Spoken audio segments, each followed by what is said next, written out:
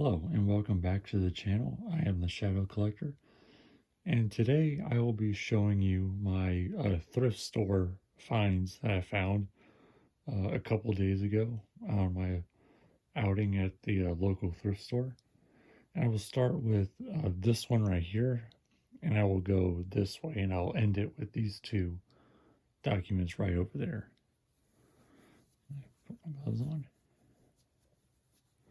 Okay.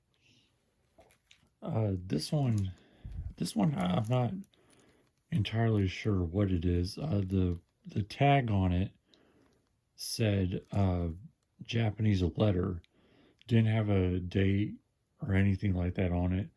But when I opened this, I took it out of the packaging. I don't want to take it out of the actual covering it came in because this paper seems very brittle. Right here, almost looks more like an envelope, really, than an actual letter. I guess they mislabeled it, or the guy didn't know what it was.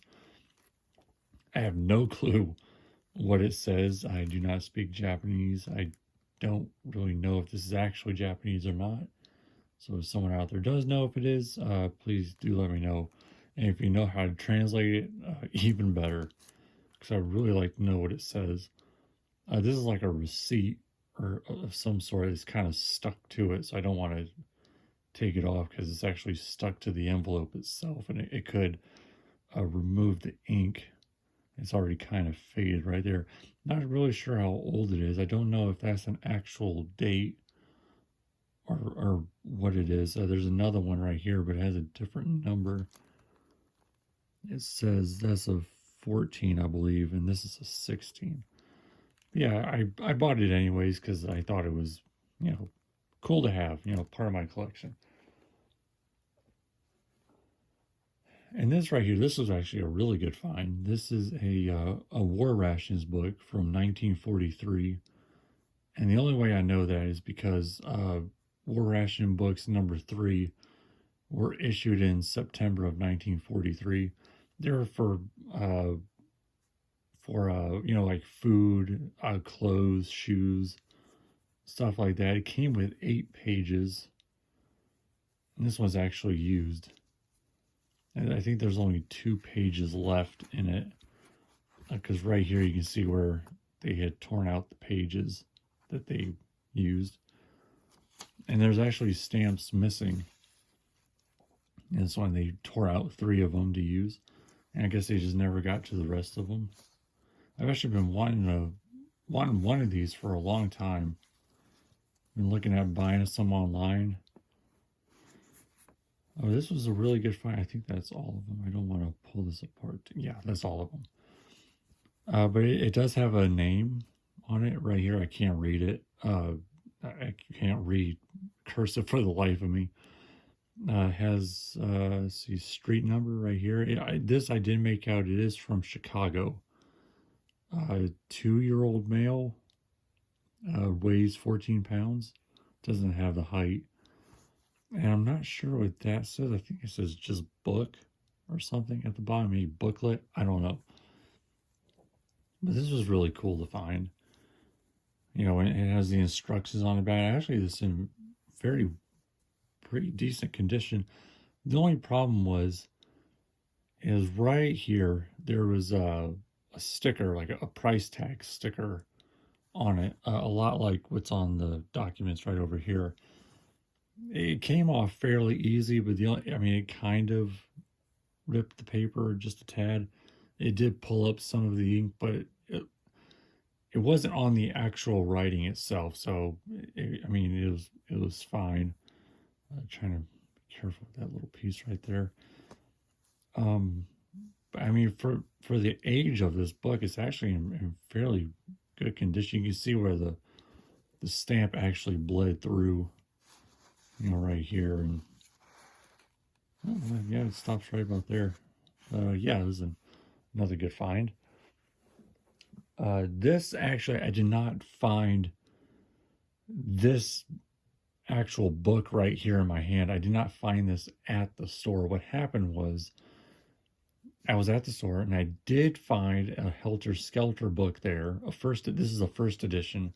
the one I found there was also a first edition from 1974. The only problem was the spine of the book. Somebody had bent it like from cover to cover. I mean, just like bent it all the way back. It was broken down the middle. It was loose and flopping around. And also the paper up and down on both ends were ripped severely to the point where you couldn't see any of this and this down here, and it is ripped all the way up the lettering. So I actually had to find this one off of eBay. Got it for the same price I would have paid at the thrift store. I made sure of that, but it's, I mean, fairly good. I mean, there's a little tearing up here and down here, but other than that, I mean, it's in really great condition. Somebody did take care of this very well. And like I said, this is a first edition, so this came out in 1974. And it's got pictures in here of the Manson family. Let's see if I can find them real quick. If not, I'll do it in another video. Oh, yeah. A map of Death Valley here. Spawn Ranch. Let's see, there's more on the other side. Oh, there's a lot more in here. Sharon Tate. They did have the crime scene photos, but they're whited out. I mean, obviously they couldn't show the actual crime scene photos. They're pretty disturbing, to say the least. Inside the home. See the crime. There's a bunch of just crime scene photos. Charles Manson, and I know somewhere in here there's a picture of Tex Watson and all the other. Oh yeah, here he is. That famous photo of Charles Manson that's also on the Life magazine that came out around that time. And, you got Tex Watson, who a lot of people believe like he was actually responsible for the murders and not Manson. It's all. I mean, it's really good. I'm not gonna read it. I already know pretty much everything on it. But yeah, didn't actually find it. I did find it, and I didn't find it. If that makes any sense, I guess. I don't know. Anyways, let's start with. Oh, I don't know which one to start with. Both of these are very interesting. Let's start with this one. This one still has the price sticker on the outside of the covering. I wasn't able to take it off yet. But this is a Prohibition-related arrest record. Prohibition started in 1920 and ended in 1933, I believe. It was the height of a lot of gangsters, such as, Al Capone, around this time. This is March...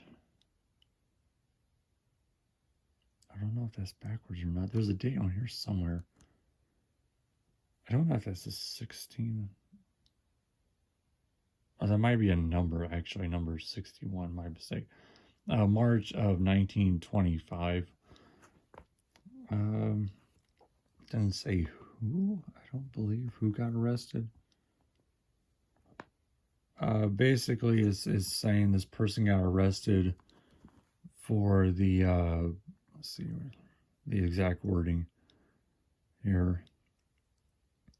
Unlawfully did have their possession intoxicating liquor containing more than 1% alcohol by volume for beverage purposes. And I believe this is from Pennsylvania, if I'm not mistaken. A lot of these, there is a whole stack of these. I mean, there was a lot of them, ranging from 1925 all the way up until 1930. All of them look like they came from the same area, saying the exact same wording right here, just different dates, different names. But yeah, I thought that was actually really cool. You don't really see a lot of these. I've never come across them. I thought it was really cool to have. I'm keeping it, sorry about the lighting, but I'm keeping it in the actual wrapping because it's been folded here, and I don't, if you unfold it and keep folding it, I mean, paper like this will tear. Actually, there's a hair right there.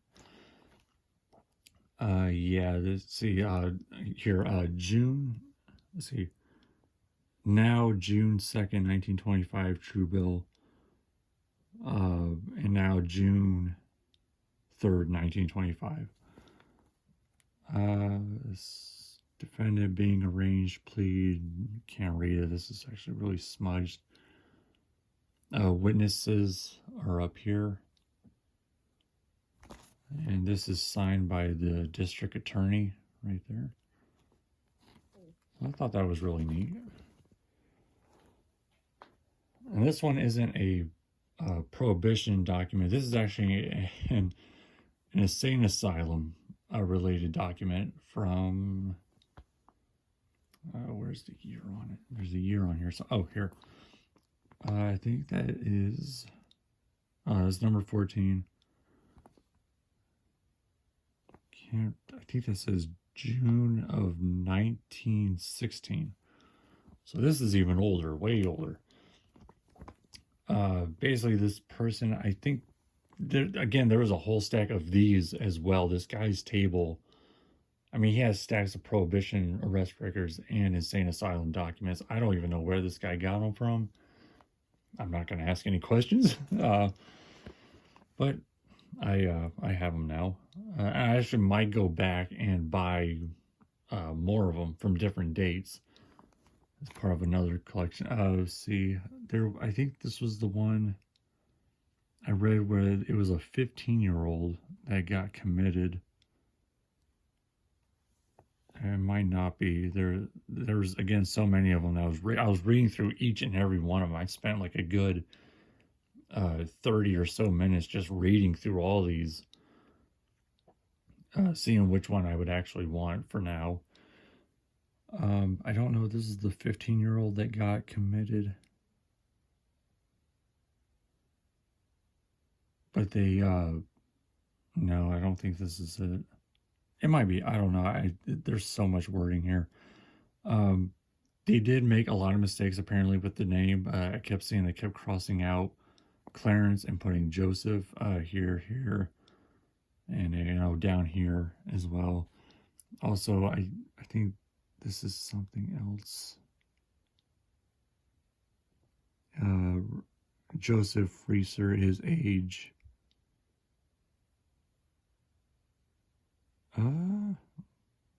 Yeah, this no, this is not the one that says a 15-year-old. I had to go back and get that one. That was actually interesting as well. Yeah, it's his age, and then it has something, I can't really tell what that says. I think that's the age right there. The other one that I saw was it was a 15-year-old whose father had left and the mother was unfit, so they committed the teenager. Just the wording is really interesting. For such a person is an idiot, feeble-minded, and a proper subject for commitment. Yeah, this is not the one I was thinking. And again, it's got a bunch of writing right here in the date of 1916.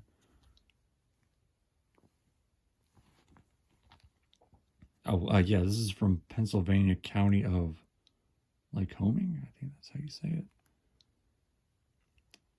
Yeah. Oh, sorry, 1915. I said 1916 earlier. Yeah, so this is actually really interesting as well. I am interested in asylums and medical records such as these. These are nice to have as well. There's a little bit of an ink spilling, it looks right there. But yeah, this interesting finds. I always go to the same flea market because sometimes I overlook stuff or stuff is added. Like this, I actually overlooked all of this. I had never seen any of this before, and it's been there the entire time that I've gone, and I've just completely overlooked it. But yeah, these are some of my finds there. Maybe one day I'll do a video where I actually go out and show you the thrift more. Sorry, I can't speak today. The thrift store, and show you some of the finds. Every time I go, I always find something, whether it be something as small, like one item, or several items. So yeah, hope you enjoyed that video. I hope you enjoyed these items and stories behind them. And yeah, I'll see you next time.